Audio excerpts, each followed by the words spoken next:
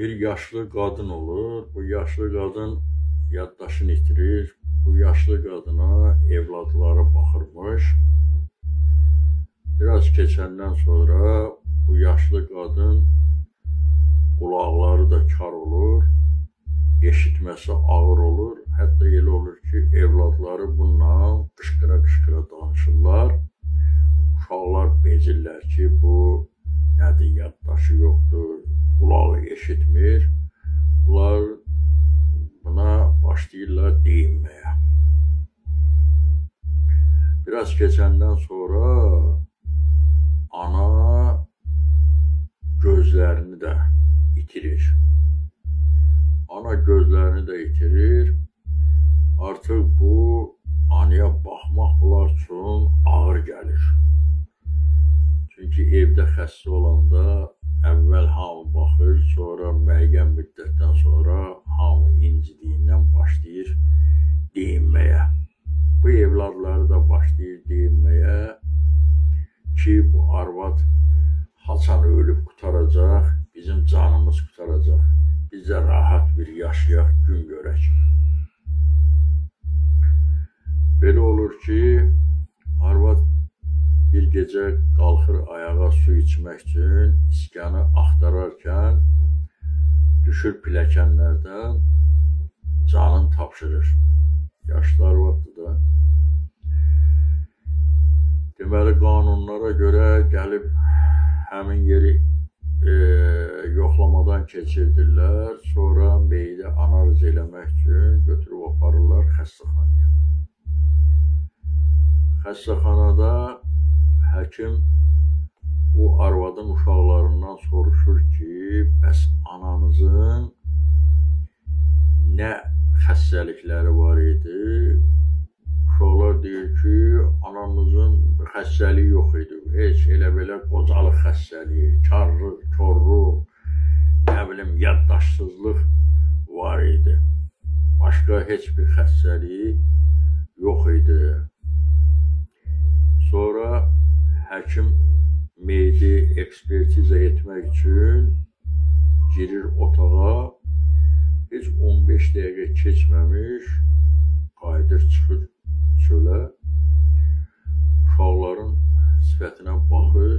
Gör, heç bu uşaqların sifətində heyfslənmək sifəti yoxdur. Bunların heç vecinə deyir, anaları ölüb yoxsa ölməyib. Bundan əsəbləşir.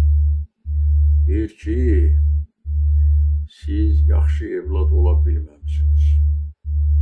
Ananız bundan ölüb. Uşaqları tez deyir ki, sən nə bildin, sən həkimsən, yoxsa münəccimsən, nə bilirsən biz anamıza yaxşı baxmamışıq. Bundan həkim daha əsəbləşir. Deyir, ananızın üzərindən məktub çıxdı. O məktubda hamısını izah edir. Ananız həyatda sizə rol oynayıb.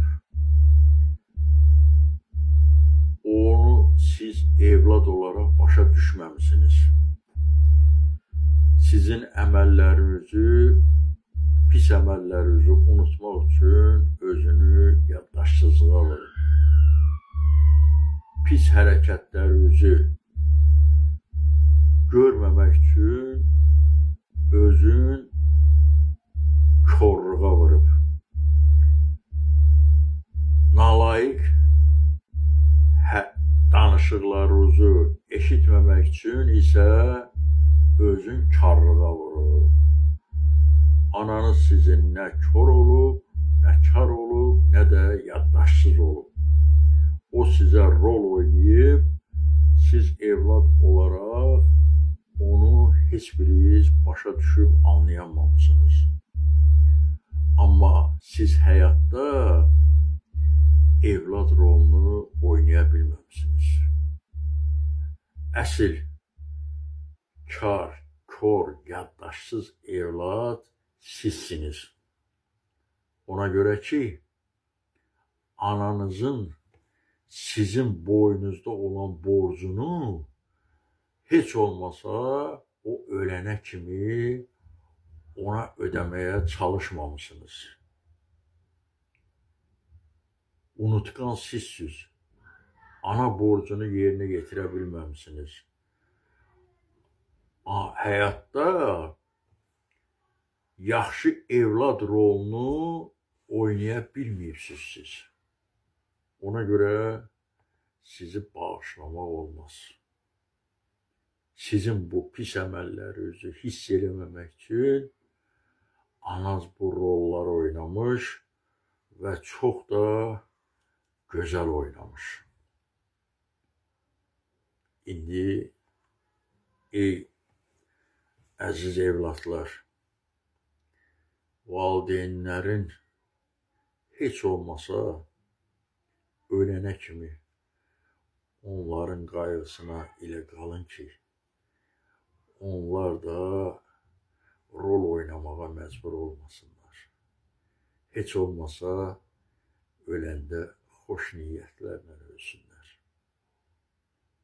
Diqqətinizə görə sağ olun.